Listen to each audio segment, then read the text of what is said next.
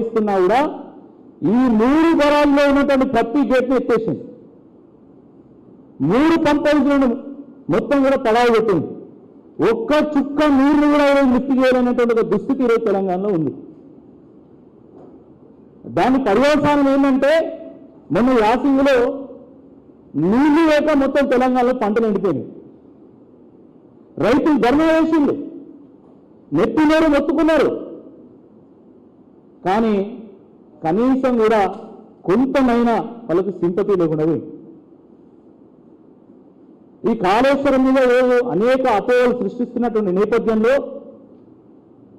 దాని మీద కాంగ్రెస్ పార్టీ బుర్ర రాజకీయం చేస్తున్నటువంటి పరిస్థితుల్లో చర్చలు నడుస్తున్నటువంటి ఈ సందర్భంలో మేము మొన్న ఒక 3 రోజుల పాటు కాళేశ్వరం ప్రాజెక్టు ప్రారంభమైనటువంటి స్థలం నుండి కాళేశ్వరం ప్రాజెక్టు ఎండైనటువంటి బస్వాపురం వరకు, కాళేశ్వరం నుండి బస్వాపురం వరకు ఉన్నటువంటి అన్ని బరాదులను, అన్ని పంప్ హౌసెస్ని, అన్ని రిజర్వాయర్లను, అన్ని కెనాళ్లను మేము ఒక బృందంగా వెళ్ళి చూసి రావడం జరిగింది.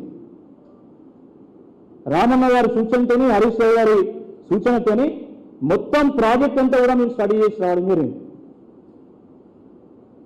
ఎంత దురదృష్టకరమైనటువంటి విషయం అంటే తెలంగాణలో కాళేశ్వరం అంటే కేవలం ఒక మేరుగడ్డ అయినట్టు నేపథ్యంలో దాని మీద కాంగ్రెస్ పార్టీ బుర్ర రాజకీయం చేస్తున్నటువంటి పరిస్థితుల్లో చర్చలు నడుస్తున్నటువంటి ఈ సందర్భంలో మేము మొన్న ఒక 3 రోజుల పాటు కాళేశ్వరం ప్రాజెక్టు ప్రారంభమైనటువంటి స్థలం నుండి కాళేశ్వరం ప్రాజెక్టు ఎండైనటువంటి బస్వాపురం వరకు, కాళేశ్వరం నుండి బస్వాపురం వరకు ఉన్నటువంటి అన్ని బరాదులను, అన్ని పంప్ హౌసెస్ని, అన్ని రిజర్వాయర్లను, అన్ని కెనాళ్లను మేము ఒక బృందంగా వెళ్ళి చూసి రావడం జరిగింది. రామన్న గారి సూచనతోని, హరీష్ రావు గారి సూచనతోని మొత్తం ప్రాజెక్ట్ అంతా కూడా మేము స్టడీ చేసి రావడం జరిగింది. ఎంత దురదృష్టకరమైనటువంటి విషయం అంటే తెలంగాణలో కాళేశ్వరం అంటే కేవలం ఒక మేరుగడ్డ అయినట్టు, ఆ మేరుగడ్డలో కేవలం 2 పిల్లర్లు అయినట్టు ఈరోజు కాంగ్రెస్ పార్టీ నాయకులు కాళేశ్వరం 2 పిల్లర్ల గురించి మాట్లాడుతూ ఉన్నారు. 2 పిల్లర్లు కూలిపోయినాయి కాబట్టి మొత్తం కాళేశ్వరం అంతా కూలేశ్వరం అయింది, కూలిపోయిందని చెప్పి ఈరోజు దుష్ప్రచారం చేస్తా ఉన్నారు. ఈ 3 బరాజులు గేట్లు ఎత్తివేయడమే కాకుండా అక్కడ పంప్ హౌస్లన్నీ పడావు పెట్టడమే కాకుండా దాని తర్వాత ఉన్నటువంటి రిజర్వాయర్లలో అన్ని పంపులు ఇప్పటివరకు ఆన్ చేస్తలేదు. ఈ 3 బరాజులు దాటినాక మనకు ఎల్లంపల్లి రిజర్వాయర్ వస్తుంది. 2005లో కాంగ్రెస్ పార్టీ ప్రారంభించినటువంటి ఈ ప్రాజెక్టు తెలంగాణ వచ్చేంత వరకు అరకొరగా పనులు చేసి పెండింగ్ పెట్టిన ఆ ప్రాజెక్టు కూడా దానికి ప్రజలు పెండింగ్ ప్రాజెక్టుగా నామకరణం చేసింది.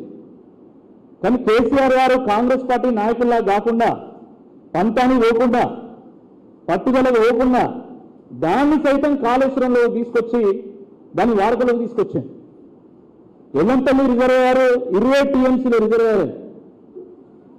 ఈ మేడిగడ్డ, అన్నారం, సున్నిల నుంచి నీళ్లు లెఫ్ట్ చేసి కెనాల్లో వేసి అది ఎల్లంపల్లి తీసుకొస్తారు కాళేశ్వరంలో. ఆ ఎల్లంపల్లి తీసుకొచ్చి అక్కడి నుండి నీళ్లు మళ్ళీ నందిమేడారం, గాయత్రి 2 పంప్ హౌస్లతో టన్నుల ద్వారా మిడ్మానేరు తీసుకొస్తారు. ఆ నీళ్లు మిడ్మానేరు 25 టీఎంసీల కెపాసిటీ కలిగినటువంటి ఒక రిజర్వాయర్, ఒక కీలకమైనటువంటి జంక్షన్. ఆ మిడ్మానేరు నుండి మళ్ళీ నీళ్లు అన్నపూర్ణ రిజర్వాయర్, ఏది వేములవాడ దగ్గర ఉన్నటువంటి అన్నపూర్ణ రిజర్వాయర్. అన్నపూర్ణ రిజర్వాయర్ నుండి నీళ్లు రంగనాయక్ సాగర్, సిద్దిపేట దగ్గర ఉంటుంది. రంగనాయక్ సాగర్ దగ్గర నుండి మల్లన్న సాగర్ దుబ్బాకలో ఉంటుంది. మల్లన్న సాగర్ నుండి కొండపోచమ్మ దగ్గరికి, కొండపోచమ్మ రిజర్వాయర్ గజ్వేల్లో ఉంటుంది. కొండపోచమ్మ రిజర్వాయర్ నుండి గంగమల్ల రిజర్వాయర్ అది ఆలేరులో ఉంటుంది. మళ్ళీ మల్లన్న సాగర్ నుండి ఇటు బస్వాపూర్ భువనగిరిలో ఉంటుంది. ఎంత బృహత్తరమైనటువంటి ఒక ప్రాజెక్టు ఒకసారి అర్థం చేసుకోండి. ఎక్కడ గోదావరి, ఎక్కడ భువనగిరి. ముందుకు వెళ్తున్నటువంటి ప్రాణహితకు కేసీఆర్ గారు ప్రణమిల్లి నా తెలంగాణ దశాబ్దాల పాటు గోసబడ్డది, నా రైతులు కన్నీళ్లు వారుస్తున్నారు, మా ప్రాంతం కరువుతో అల్లాడుతా